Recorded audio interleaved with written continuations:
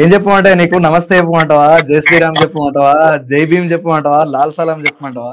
ఒక ప్రశ్నించే గొంతు శివమాలేష్ పాట ఎట్లా పాడింది? ఎందెందు వెతికినా అందందు గలవాటవో పరమశివుడా, లోకములు ఏలే ముక్కంటీశ్వరుడు అంటున్నరీడా. ప్రజలకు అర్థం కావాలి కాబట్టి అక్కడ ఉన్నది రామ్ నరసే కాదు, ప్రజలకు సంబంధించినటువంటి ఫైట్ చేసే రామ్ నరసే కాదు. ఒక భక్తుడైతే ఎట్లా ఉంటాడు? చాలా మంది సంతోషించే పని అయితే చేశారు. ఎందుకంటే సుఖారాం నరసే అన్న అంటే ఓన్లీ ఎర్రజెండా పట్టుకుంటాడు, విప్లవ తిరుగుబాటు గీతాలు మాత్రమే పాడతాడు అనుకున్న వాళ్ళకు ఒక భక్తి రసాత్మకమైనటువంటి పాటను కూడా వినిపించారు. రాముని నామం ఏ రాజ్య నినాదం, ఎవరిది స్వార్థం రాజకీయ ప్రచారం. Hello viewers, welcome to the Telugu report. This is Sanath Jayasuriya. తిరుగుబాటు పాటగా, ప్రశ్నించే గొంతుగా, ప్రశ్నల బాణాలను సంధించేటటువంటి ఒక ధనుస్సుగా దూసుకుపోతున్నటువంటి సామాజిక ఉద్యమ గాయకుడు, విప్లవ గాయకుడు సుఖారాం నరసయ్యతో శివరాత్రి సందర్భంగా నిర్వహిస్తున్నటువంటి ప్రత్యేక ప్రోగ్రామ్ లో మనం మాట్లాడబోతున్నాం. ఇప్పుడు ఆయన యాడ్ చేస్తాను. అయ్యన్నా నమస్తే.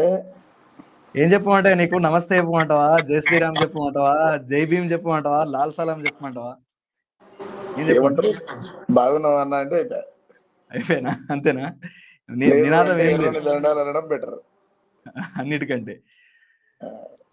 మరి తిరుగుబాటు పాట, ఒక ప్రశ్నించే గొంతు, ఏకదమ్నా శివమాలేష్ పాట ఎట్లా పాడింది? దాని వెనకాల ఉన్నటువంటి చరిత్ర ఏమిటి?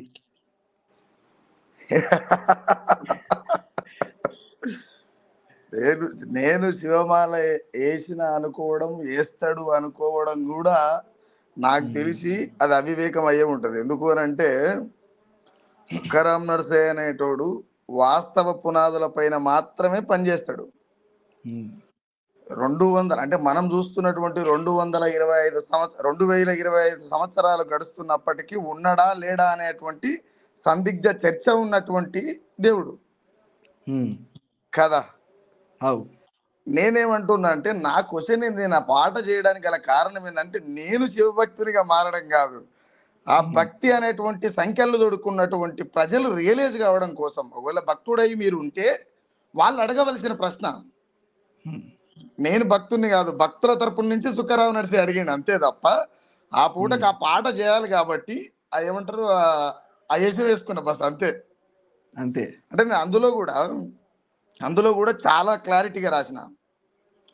ఎందెందు వెతికినా అందందు గలవాటవో పరమశివుడా, ముల్లోకములు ఏలే ముక్కంటీశ్వరుడు అంటున్నరీడా.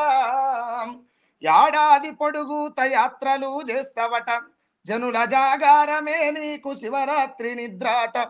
ప్రజలు సంవత్సరం అంతా నిద్రపోతే ఈయన ఒక్కడ మెలకుతో ఉంటాడట. ఇదేందో చాలా విచిత్రం అనిపించింది నాకు, అందుకే ఆర్డర్ రాసిన. ప్రజలు ఒక్కరోజు శివరాత్రి రోజు మెలకుతో ఉంటే ఆ పరమశివుడు అనేట ఆయన ఏడాదికి సంబంధించినటువంటి నిద్రపోతాడట. ఇది నాకు కొంచెం విచిత్రంగా అనిపించింది. ఈ శివరాత్రి నాడు మాత్రమే ఒక్క పొద్దు ఉండడం కాదు, మా బతుకులే ఒక్క పొద్దు కదా, భారతదేశంలో పుట్టినటువంటి వాళ్ళము.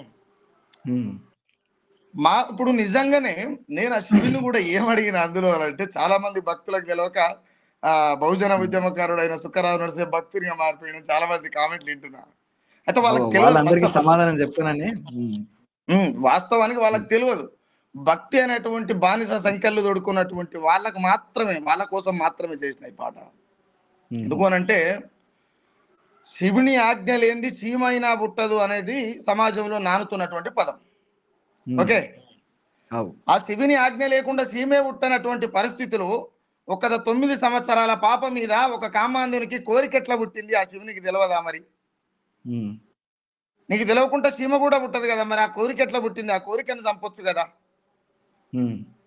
నేను దాంట్లో చాలా క్లియర్గా రాజ్యాలనే లేటి రారాజులవరైన నీకంట పడలేదా శివుడా, రాక్షసులై ప్రజల రక్తాలు దాగితే నీకు గనబడలేదా జాడా. ఇప్పటిక భారతదేశ ఆర్థిక వ్యవస్థలో అవస్థలతో కూడుకున్నటువంటి వ్యవస్థలో సంసారం చేస్తున్నది కదా, నాయనా శివుడని గనబడతలేదా అని ఇది భక్తులు అడగవలసినటువంటి మాట. నేను భక్తుల ప్లేస్లోకి పోయి అడిగిన తప్ప నేను భక్తుని కాదు ఎప్పటికీ. ద సేమ్ టైం పసుగుడ్డులో ఏమి పడుసు వయసున్నదో పాపాలు పసిగట్టలేవా, జీవమదిలి నల్ల కాటి కాపరివాట, మరి జీవించే జనులకు ఎందుకీ తండ్లాట. నిజంగానే నువ్వు ఉంటే నా సొంతలను సుఖరామణ చేయలాంటి కాకపోయినా కనీసం సంవత్సరాల కొద్దీ నీకు ఒక్క పొద్దులుండి నీకు పూజలు చేసేటువంటి నీ భక్తులకైనా శరణ్ లేకుండా ఉండాలి కదా. రెండో చరణం, పుట్టుట గిట్టుట నీ చేతులుందట, మరి మనిషిని ఎట్లా చంపే. సావు పుట్టుకలు నీ చేతులు ఉంటే ఒక మనిషి అంతా కూడా ఎందుకు అవుతున్నాడు? సింపుల్ మాట ఇది. దీనికి గ్రంథాలు తీయవలసిన అవసరం లేదు, చదవవలసినటువంటి అవసరం లేదు, సమాజంలో చూసుకుంటే సరిపోతుంది. తర్వాత అంతే, అక్రమ బంధము అంతులేని వింత పోకడలు నువ్వు చూస్తలేవా. భార్య భర్తను చంపుతుంది, భర్త భార్యను చంపుతుంది, అనేకమైనటువంటి మటర్లు జరుగుతాయి. వాళ్ళకి చంపాలనే కోరిక వచ్చినప్పుడు సీమే పుట్టది నీకు తెలియకుండా మరి వాళ్ళ కోరికను చంపొచ్చు కదా, ఇక్కడ మనిషి ఆయుష్ను నిలపొచ్చు కదా, నువ్వు శివునివి కదా, నువ్వు పరమాత్మునివి కదా అనేటువంటి క్వశ్చన్. తర్వాత ఈ దేశంలో దౌర్భాగ్యమైనటువంటి స్థితి ఏంటంటే కులం. చాలా దౌర్భాగ్యమైనటువంటి స్థితి ఏంటంటే కులం. కులము మతముల కుటిల గునుల కష్టాల గడ్డకు నువ్వు విలువలేవా. మొన్న మాలబంటి అనేటువంటి సోదరిని చంపడం, ఆ తర్వాత మిర్యాలగూడలో ప్రణయ్ అంటే ఆయన్ని చంపడం, తర్వాత ఇది ఇబ్రాపట్నం ఐతనగర్కి సంబంధించి ఒక లేడీ కానిస్టేబుల్ ని చంపడం. ఇట్లా కులాలకు సంబంధించి కుటిల గుణాలతో బతుకుతున్నటువంటి వ్యవస్థలో మనం బతుకుతున్నాం కదా, మరి వాళ్ళకున్నటువంటి ఆ కుల గజ్జిని చంపొచ్చు కదా. నీ దేవుని పేరు చెప్పుకొని ఎంతో మందిని జై శ్రీరామ్ అనుకుంటా కుతికలకు వస్తున్నటువంటి సందర్భాలు చూస్తున్నాం కదా. స్వతహాగా ఎదురుగా నిలబడ్డటువంటి మనిషి మీద మూత్ర విసర్జన చేస్తుంటే చూస్తున్నాం కదా. మరి నువ్వు యాడికి పోయినావు, నువ్వు యాడు, నువ్వు అసలు ఉన్నావా అనేది. తర్వాత లాస్ట్ లో ఏం చెప్పినంటే, దినదినము ధనదాహము పెరిగిపోయి దయగుణము దగనమవుతుంది, ఆకలి కేకలు అంటరాని తనము మటుమాయమైపోవాలే, నువ్వున్నవా లేవో నిన్నే నాడు చూడలే, ముడుపు గడుతున్న రావయ్యా, నువ్వు ఉన్నది నిజమైతే ఓ శంకర, శరలు వీడిపోవాలయ్య నీ భక్తుల. 2025 సంవత్సరాల నుండి మొక్కుతనే ఉర్రు. మరి ఎందుకు ఇంకా ఒక తల్లి శరీరాన్ని అమ్ముకుంటుంది దేశంలో అనేటువంటి బాధ నుండి పుట్టినటువంటి పాట ఇది. మరి 2025 సంవత్సరాల నుంచి మొక్కుతాను, దేవుడు అత్తలేడు కాబట్టి కొంతమంది లేడనుకుంటారు, కొంతమంది ఉండి చూస్తాండు ఎప్పుడో ఒకప్పుడు శిక్ష పెడుతుంది అనుకుంటారు తప్పు చేసేటోళ్ళకు. సుఖరామ్ నరసయ్య ఏమనుకుంటాడు అన్న? ఒకవేళ నిజం లేడనుకుంటాడు. నేనేమంటున్నా అంటే, నిజం మాట్లాడితే శిక్ష పడుతుంది అనుకుంటే శివుడు ఏ రూపంలో వచ్చి నాకు శిక్ష చేసినా ఇబ్బంది లేదు, నిజమే మాట్లాడతా. ఒకవేళ సత్యం మాట్లాడితే సావు ఎదురుగా వస్తుంది అంటే నేను సాగుతోని సంసారమే చేస్తా ఏకంగా, దీంట్లో డౌటే లేదు. చాలా బాగుందన్న. నేను ఎందుకు అంటున్నా అంటే, చాలా మందికి తెలియక ఏషం వేసిండే అంటారు, అంటే ప్రజలకు అర్థం కావాలి కాబట్టి. అక్కడ ఉన్నది రామ్ నరసయ్య కాదు, ప్రజలకు సంబంధించినటువంటి ఫైట్ చేసే రామ్ నరసయ్య కాదు. ఒక భక్తుడు అయితే ఎట్లా ఉంటాడు, ఆ భక్తుడు ఏమడగాలి, నువ్వు మొక్కుతున్నావు బాగుంది, నువ్వు గాలికి దీపం పెట్టినవు, ఇది గుర్తుపెట్టుకోవాలి. భక్తుడు అనేటోడు ఎవడైనా గాలికి దీపం పెట్టినవు, నువ్వు గాలికి దీపం పెట్టి చేతులు అడ్డం పెట్టినంత సేపు దీపం ఉంటుంది, చేతులు పక్క తీసిన తర్వాత గాలికి దీపం మారిపోతుంది. ఈ చిన్న క్లారిటీ తెలిసి ఉండాలి. ద సేమ్ టైం ఏమనంటే, దేవుడు అనే నమ్మకమే తనకున్న బలాన్ని మరిచిపోయి బలహీనునిగా మారి సంఖ్యలను ఒక్క చేతులకే కాదు, నేరస్తునికి చేతులకు మాత్రం వేస్తారు, తీసుకపోయి జైల్లో పెడతారు. కానీ ఈ భక్తి అనేటువంటి ఈ సంఖ్యలు తోడుకోవడం అనేది ఏంటంటే టోటల్గా మనిషి జీవితానికే తోడుకుంటాడు. మనిషి జీవితమే బానిస సంఖ్యలు ఒక సైడ్ అయితే, ఈ భక్తి సంఖ్యలు ఇంకో సైడ్. ఇక్కడ బానిస సంఖ్యల కోసం నక్సలైట్లు, కమ్యూనిస్టులు అనేక పోరాటాలు, రజాకారుల పోరాటాలు అనేకం జరిగినాయి. కానీ ఇక్కడ భక్తి సంఖ్యలు తొడుకున్నటువంటి వాళ్ళ విముక్తి కోసం ఈ పాట పాడినారు. ఓకే అన్న, అంటే ఇప్పుడు భక్తులకు అర్థం కావాలి, నమ్మేటటువంటి భక్తి అనే బానిస సంఖ్యలు తొడుక్కున్నటువంటి వ్యక్తుల కోసం ఇది అర్థం కావాలని చెప్పి మీరు అంటా ఉన్నారు.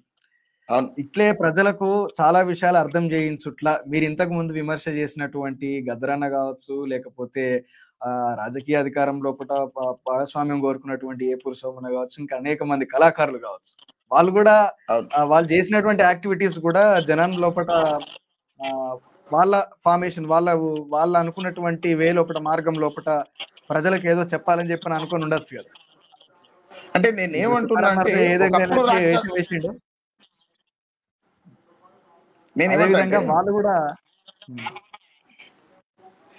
నేను క్లియర్గా చెప్తున్నా, నేను ధరించుకున్నా అని చెప్తలేను, వేసేవే అని చెప్తున్నా క్లియర్గా. ఉమ్, బట్ నేనేమంటున్నా అంటే సుఖరాం నరసయ్య ఇక్కడ శివుడు ఉన్నాడని చెప్పలే, ఆ పాటలు మొత్తం వినండి.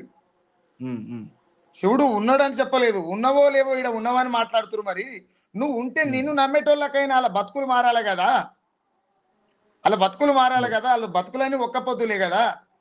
కనుక్కున్నటువంటి పిల్లలకు తిండి పెట్టలేక తల్లి శరీరాన్ని అమ్ముకుంటుంది కదా, ఇంతకంటే దౌర్భాగ్యం ఏముంటుందయ్యా శివుడా అని అడిగినాం. లేకపోతే గద్దారన్న లేక రామానుజం అని, లేకపోతే సోమాన లెక్క షర్మిలక్క అని, కేసీఆర్ని తిట్టి, రేవంత్ రెడ్డిని తిట్టి, ఈయన తిట్టి, ఆయన తిట్టి, అట్లా కాదు కదా సుఖరాం నరసయ్య.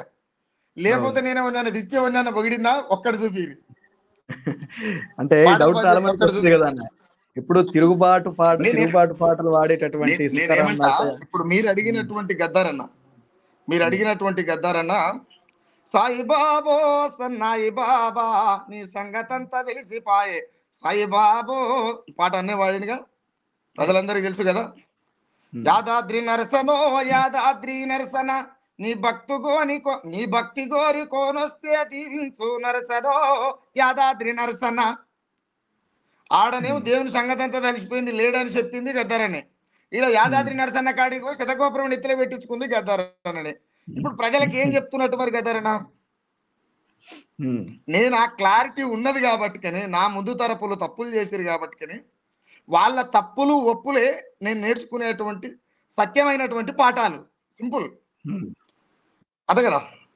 ఒక గొర్రె పోయిందని ఆ గొర్రె వెనకంగా పోతుంది, గొర్రె కాదు కదా సుఖరాం నరసయ్య, మనిషి. చదువుకోకపోయినా సంస్కారం ఉన్నోడు, సమాజంలో తిరుగుతున్నాడు కదా. అంటే నేనేమంటున్నా అంటే అన్న, చాలా మందికి తెలియదు ఈ విషయం. భక్తి రూపంలోకి సుఖరాం నరసయ్య ఒకవేళ జరైతే చచ్చిపోతాడు మొక్క కుట్టి అనుకుంటే, రెండు చేతులు జోడించకపోతే సుఖరాం నరసయ్య చచ్చిపోతాడు అని నా సావు నా కళ్ళ ముందల ఎదురుగా ఉన్నా గట్టిగా ఇట్లా పిడికిలు పట్టుకొని సత్యమే వర్దిల్లాలని చెప్తా తప్ప అమాయకమైనటువంటి ప్రజల్ని ఆగం చేసేటువంటి సనాతన ధర్మం కావచ్చు, హిందూ మతవాదం కావచ్చు, ఏమంటారు ఈ దైవాధీన భావం కావచ్చు, దానికి ఎప్పటికి కూడా సుఖరాం నరసయ్య ఏకీభవించాడు అన్న. ఓకే అన్న. ఓకే, అంటే మొత్తానికైతే చాలా మంది సంతోషించే పని అయితే చేసారు. ఎందుకంటే సుఖరాం నరసయ్య అన్న అంటే ఓన్లీ ఎర్రజెండా పట్టుకుంటాడు, విప్లవ తిరుగుబాటు గీతాలు మాత్రమే పాడతాడు అనుకున్న వాళ్ళకు ఒక భక్తి రసాత్మకమైనటువంటి పాటను కూడా వినిపించారు. ఎట్లుంటది సుఖరాం నరసయ్య అన్న నోట్లకెళ్ళి వస్తే ఎట్లుంటది, అన్న నోట్లకెళ్ళి వస్తే భక్తి పాట వస్తే ఎట్లుంటది అనేది కూడా వినిపించారు. అంటే సో ఇక్కడ ఇంకొకటి ఏంటంటే నాన్న, ఇక్కడ సుఖరాం నరసయ్య భక్తిలో కూడా విముక్తే కోరుకున్నాడు, బానిసత్వంలోకి పోయి భక్తి అనే సంఖ్యలు తొడుకోలేదు. ఈ క్లారిటీ ప్రజలకు ఉండాలనేది నా ఇంటెన్షన్ అంతే. మీరు ఏ క్లారిటీ మీరు మీ దగ్గర ఉండి అది ప్రజలకు చెప్పాలనుకున్నారో అది ఇంకా మంచిగా ఎస్టాబ్లిష్ కావాలని నేను ఈ ప్రశ్నలు అడిగిన. Thank you very much. The same time ఇంకోటి ఏమంటే తొందరలో మీరు అడిగారు కాబట్టి చెప్తున్నా, తొందరలో రాముని నామం ఏ రాజ్య నినాదం, రాముని నామం ఏ రాజ్య నినాదం, ఎవరిది స్వార్థం రాజకీయ ప్రచారం, నీ భక్తుడనై అడుగుతున్నవో రఘురామా, నీ భక్తుడనై అడుగుతున్నవో రఘురామా, నువ్వు దేవిని వాట ఏమిటి నీకీ కర్మ. రాముడు అనేటటువంటి రాజ్యాన్ని పరిపాలించారు కానీ రాజకీయ జెండాల లుడుడేది. సీతమ్మను ఎత్తుకెళితే లంకనే ముట్టించినవట, సీతమ్మను ఎత్తుకెళితే లంకనే ముట్టించినవట, నువ్వుంటే రాజ్యములో తప్పులేమి జరగవాట. అయోధ్య రాముడా అడగవేంది దొంగలా, అయోధ్య రాముడా అడగవేంది దొంగలా, నీ పేరుతో రాజకీయం చేస్తున్నారు రంభలా. నెక్స్ట్ పాట చేస్తా. సూపర్ అన్న, చాలా బాగుంది. ఖచ్చితంగా ఈ పాట చాలా సక్సెస్ కూడా అవుతుంది అన్న ఖచ్చితంగా.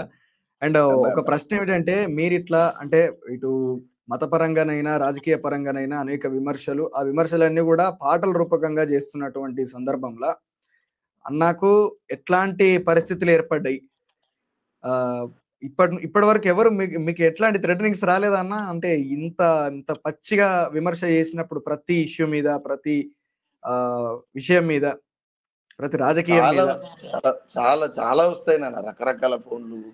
ఓ 2-3 సార్లు అటాక్ చేయడం, బీఆర్ఎస్లు కావచ్చు, బీజేపీలు కావచ్చు, చాలా సార్లు ఇది తికమక చేసిండ్రు వాళ్ళు. బట్ చేసినప్పటికీ నేను అంటే చాలా మందికి ఏం తెలుసు అంటే సుఖరాం నరసయ్య ఏముందులే అన్నట్టుగా మాట్లాడినప్పుడు ఖచ్చితంగా నాలంటోని నేను రాజ్యాలకే భయపడకుండా పాట పాడగలుగుతున్నంటే నా దగ్గరికి వచ్చిన మనిషి అంత నిమ్మలంగా పోనిస్తానా? పోతాడా? పోడు కదా. అంటే నేనేమంటే చాలా మంది ఇక్కడ ఒక క్లారిటీ ఇవ్వాలి. పాట పాడకుండా పూటకెళ్ళ తీస్తోళ్ళు మాత్రమే కళాకారులు. నన్ను కళాకారుడు అంటే అసలే ఒప్పుకోను. ఎందుకు అనంటే నేను బతకడం కోసం పాట పాడతలేను, నాకు రకరకాల పనులు చేస్తా. నేను అది నాకు టైం ఉన్నప్పుడే పాడతా. నా భార్య పిల్లలు బాగుంటేనే సమాజంలో ఉంటా, లేకుంటే ఇంట్లో ఉంటా. ఈ క్లారిటీ ఉన్న వాళ్ళం మనం. ద సేమ్ టైం ఏమనంటే సుఖరాం నరసయ్యకి అనేకమైన థ్రెట్స్ వస్తాయి. రకరకాల ఫోన్లు మాట్లాడుతుంటారు, చంపేస్తాం, నీ పిల్లలు చంపుతాం, ఇల్లు వేలుస్తాం, ఇదేదో మాట్లాడుతుంటారు. నేనేమైనా కామన్ లైట్ తీసుకుంటా. ఎందుకు అనంటే ఆల్రెడీ మా ఇంటి నిండా రక్తమే ఉన్నది, కొత్తగా నువ్వు చిందించేది ఏంది? మాది కొత్తగా చిందించేది లేదు.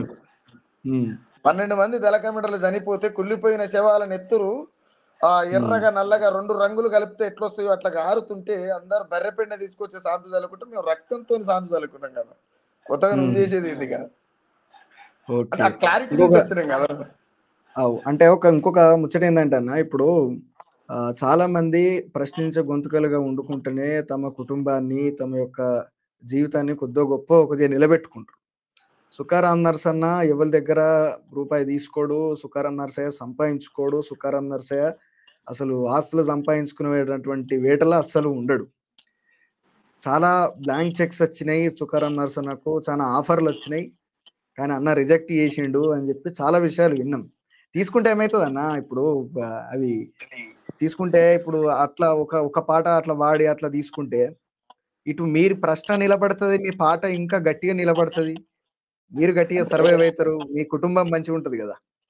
మీరు ఏమనుకోనంటే నేను ఒక మాట చెప్తా, చెప్పండి. అంటే మీకు అంటే మిమ్మల్ని అనట్లేదు, నేను సమాజానికి చెప్తున్న మాట. పాట అంటే పక్కల వేయడం కాదు, పిచ్చ క్లారిటీ. పాట మా అమ్మతో సమానం, ఇంకోనికి వాడనికి లేదు. రెండొకటి, ఎవనికి పడితే ఆయనకి రాజకీయ నేతలకు పాటలు పాడుతందుకు నేను గాత్ర వేశాను కాదు. ఎవరిని పడితే ఆయనకి రాజకీయ నాయకులకు వాడిచ్చేటువంటి టిష్యూ పేపర్లకు పాట పాడుతందుకు సుఖరాం నరసయ్య గాత్ర వేసే అసలే కాదు. కాబట్టి ఇంకోటి, డబ్బులు నేను తీసుకున్నప్పుడు నా లైఫ్ మీద అంటే ఏమంటారు, నా భుజం మీద మన చెయ్యి ఉంటుంది. లైఫ్ నాది కదా, వాడోడు. బట్ నేనేమిటంటే నా లైఫ్ నేనే లీడ్ చేయాలా. అదొక రకమైన బానిసత్వం. ఇప్పుడు ప్రశ్నించినా చనిపోతా, ప్రశ్నించకుండా చనిపోతా, క్లారిటీ ఉంది కదా. అలాంటి క్లారిటీ ఉన్నప్పుడు రోజు చావడం ఎందుకు అంటున్నా. ఏదో ఒక్కరోజే చచ్చిపోవాలనుకుంటున్నాడు సుఖరాం నరసయ్య. ఆ సావు కూడా సమాజంలో చర్చ కావాలనుకుంటున్నా. నా సావు కూడా రేపు రాబోయే తరాలకు కనువిప్పు కావాలనుకుంటున్నాను. మరి ఆ బతికిన రోజు సుఖరాం నరసయ్య ఎట్లా బతకాలి అంటే ఇప్పుడు వెనకటి కాలం కాదు భయ్య, వెనకటి కాలం కాదు. ఇప్పుడు సోషల్ మీడియా ఉన్నది, నాకు యూట్యూబ్ ఛానల్ ఉంది, అలా నెలకు 10,000 వస్తాయి. ఈ ఏమంటారు, మన రేవంత్ రెడ్డి వచ్చిన కాంచాలు అవి కూడా వస్తలే, కొంచెం ఇబ్బంది అవుతుంది. అది వేరే విషయం. అంటే నేనేమంటే నాకు ఆర్ట్ వర్క్ వస్తుంది, నేను బొమ్మలు వేస్తా. ఆ బొమ్మలు వేయడమా లేకపోతే ఇంకేదైనా పనులు ఉంటే పనులు చేస్తుంటా. అట్లా అని చెప్పి పాట పాడుకుంటా సుఖరాం నరసయ్య సెలబ్రిటీ అని చెప్పి గప్పాలు కొట్టుకుంటా గల్లలు ఎగిరేసుకొని తెల్లంగిలు 4 గుట్టించుకొని తిరిగే బ్యాచ్ కాదు మనం. ఆఫీస్ మెట్ల కాడికి పోయి అన్న నాకు ఈ పైరవ చేయనేటోళ్ళం కాదు. ఎందుకు అని అంటే బతకాలనుకునేటువంటి వాడు, ముఖ్యంగా ఒక మాట చెప్పాలంటే సుఖరాం నరసయ్యకు ఉంటే ఆర్థిక ఇబ్బంది ఉంటుంది.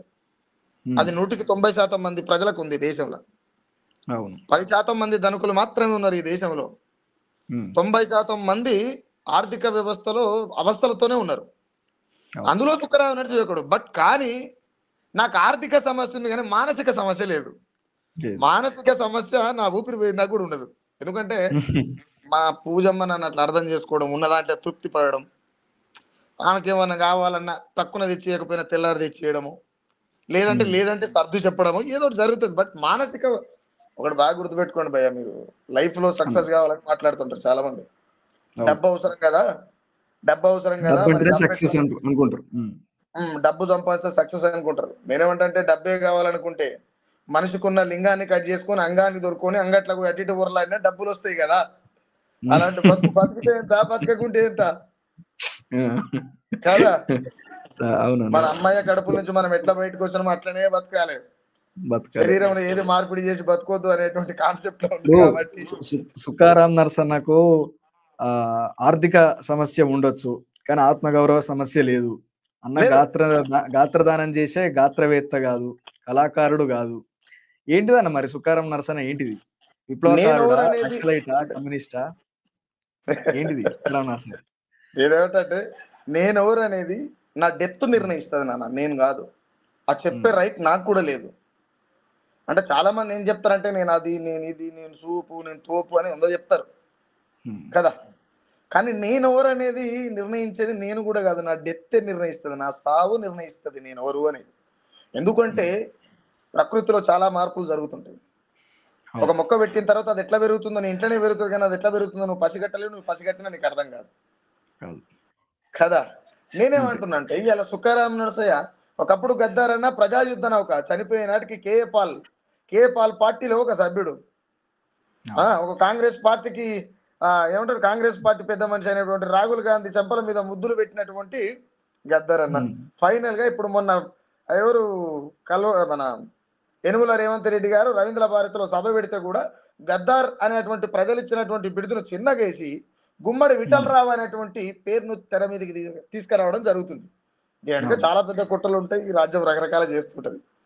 కాబట్టి మనం ఎవరం అనేది మన సావే నిర్ణయించాలి, మనం చెప్పుకోనికి లేదు.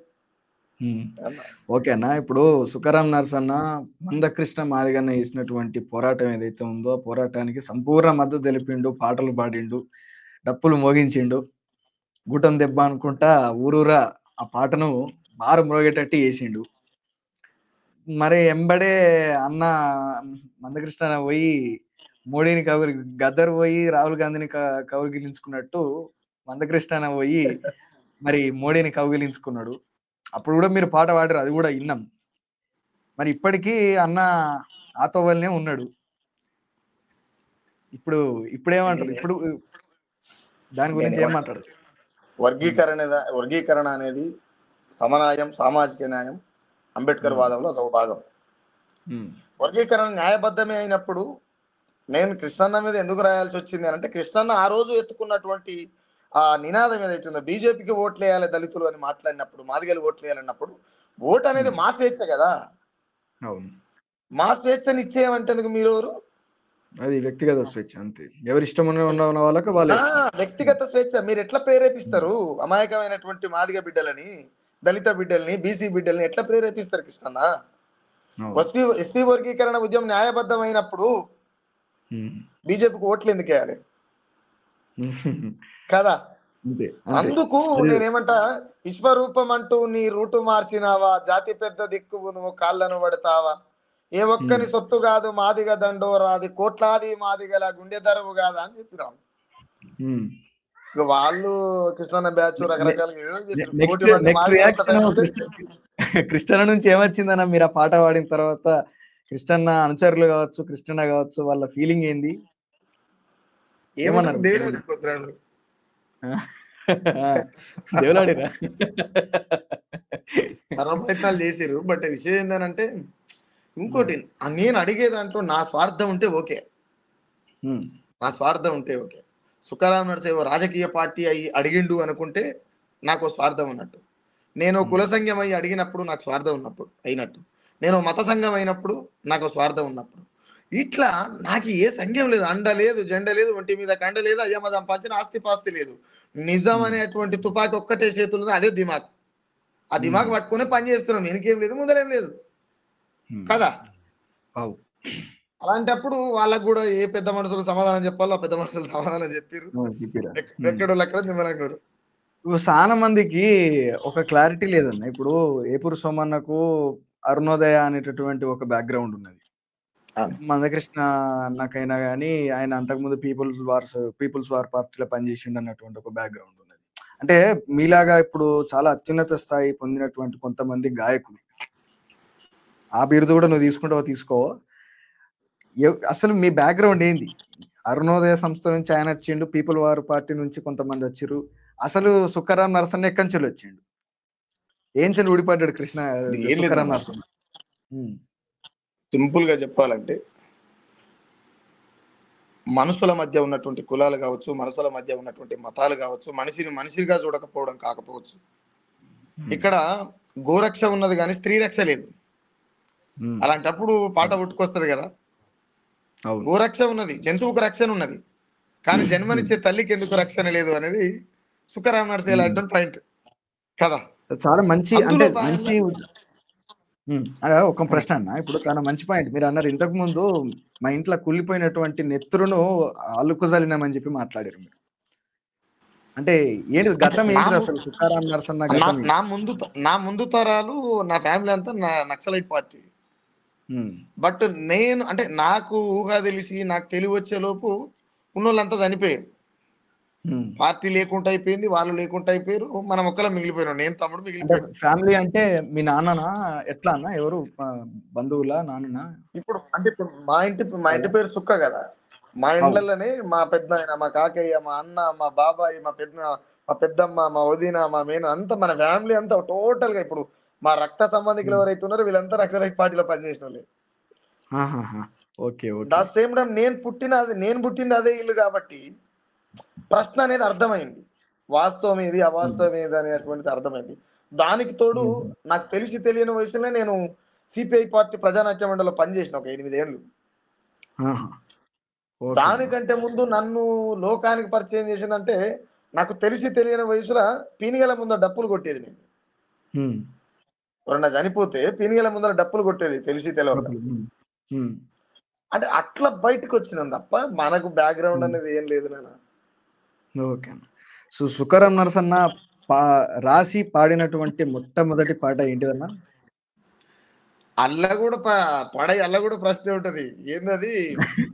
ఆ, కుల మాతాలను కూలదొయ్యాలని, మనసులంతొక్కటిగా బతకాలని, కులమే లేదని పెళ్లి చేసుకున్న మనువాదుల మెడలు వంచాలని, అందరోలే సావు నాకున్నది, అందరోలే సావు నాకున్నది, నా పాటకు మరణమేడున్నది, నా మనసులున్న మాట తెలుపుతున్నా, పాట నైపతి పల్లె తిరుగుతున్నా. ఈ పాట రాసినట్టున్నారు. ఉహు. ఓకే అన్న. అంటే మీరు ఇట్లా అంటే ఈ రన్నింగ్ అవుతుంటే చాలా బాగుందన్న ఈ పాట.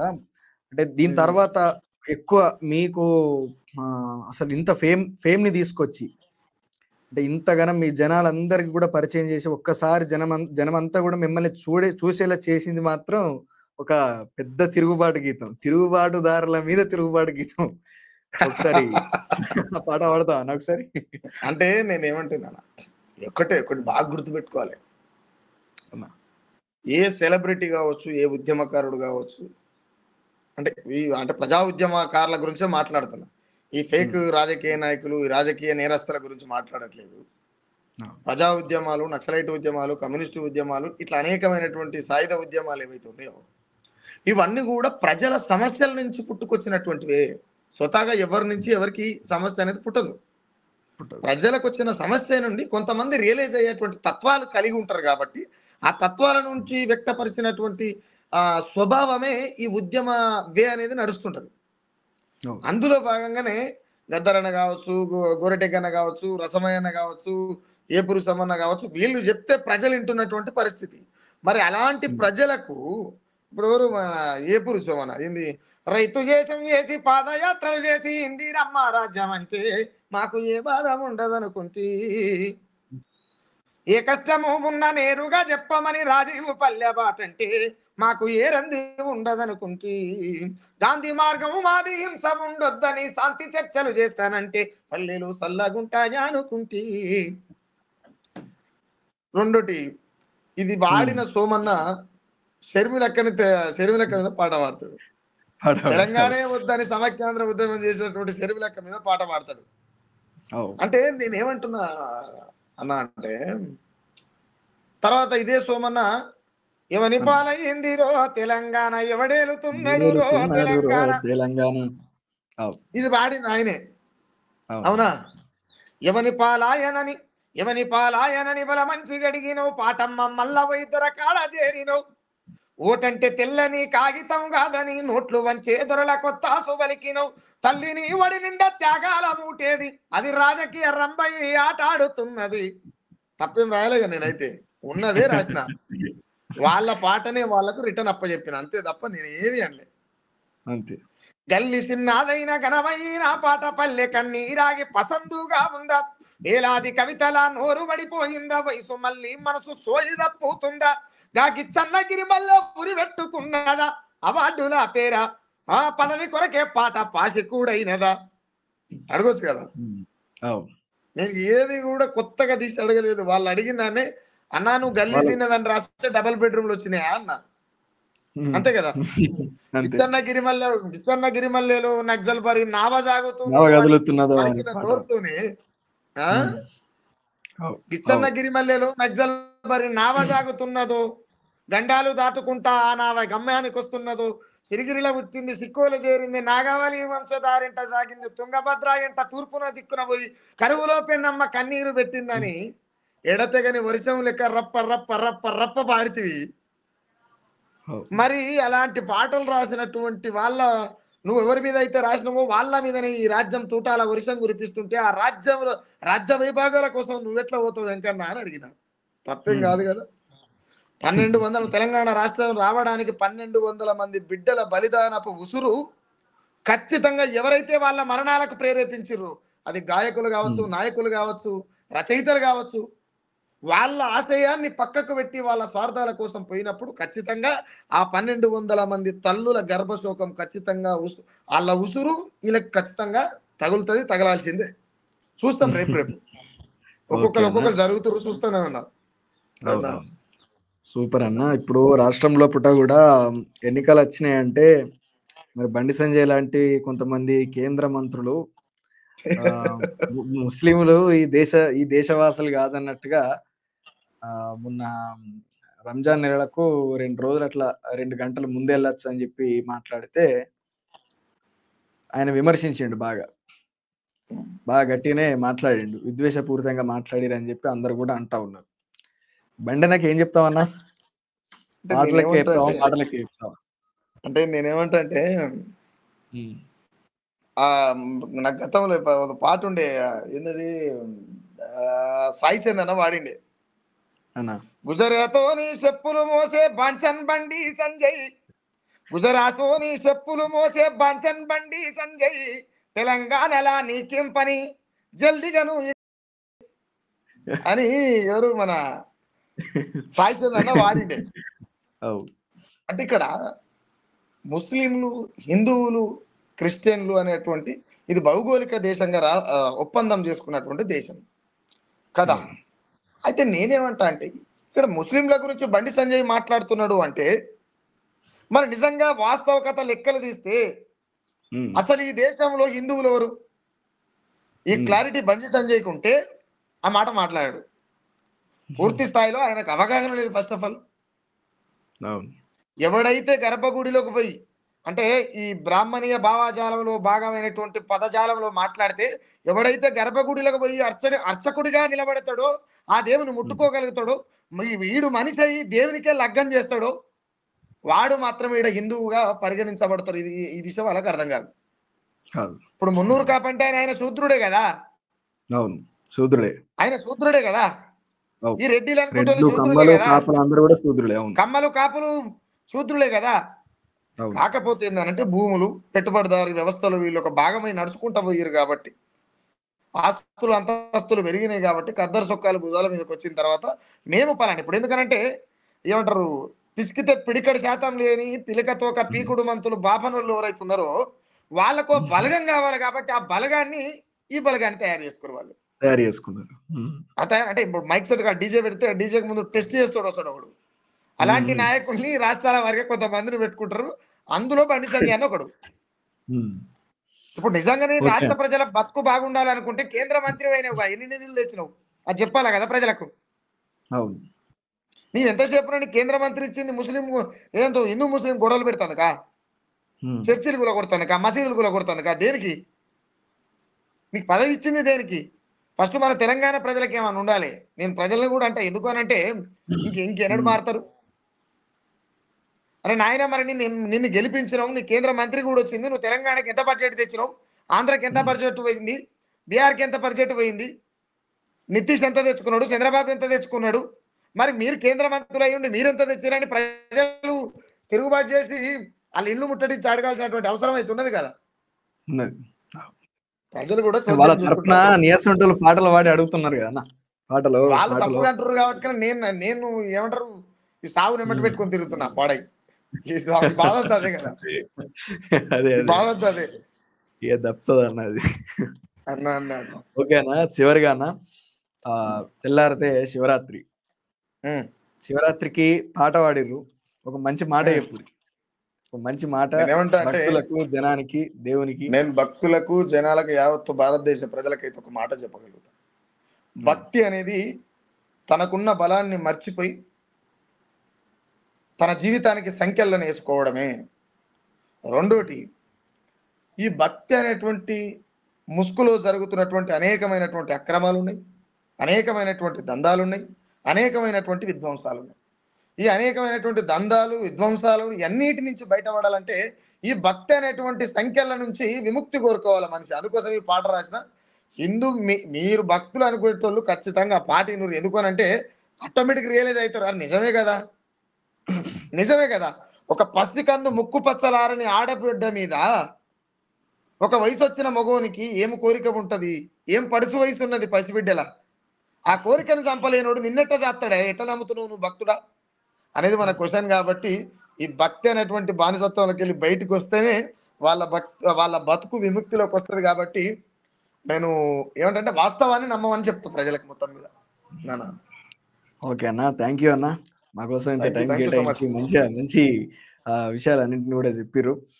సో మీ యొక్క ధోరణి, మీ యొక్క పాటలు మెయిన్గా మీ యొక్క ప్రశ్నించే తత్వం ఈ విధంగానే ఒక బాణం లెక్క దూసుకపోవాలని చెప్పి మనస్ఫూర్తిగా కోరుకుంటా ఉన్నా అన్న.